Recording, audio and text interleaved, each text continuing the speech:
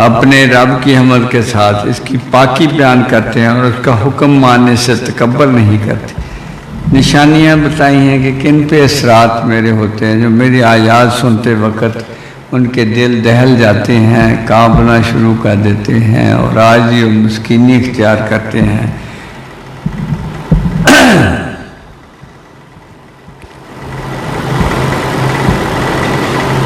رات کو خواب گاہوں اور بستروں سے ان کی کروٹیں جدا ہو جاتی ہیں، یعنی اتنا سوتے نہیں ہیں مست ہو کے۔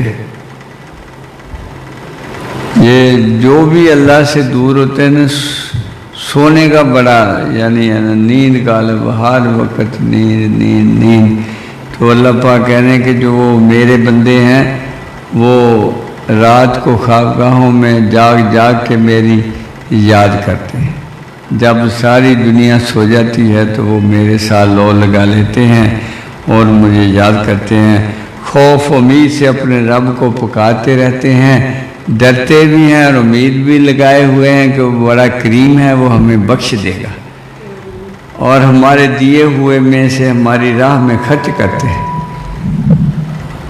ساری یعنی صفات گنائی ہوئی ہیں کہ سخاوت کرنا اور اللہ کے راستے پہ خرچ کرنا یہ بھی نیکوکاروں کا کام ہے۔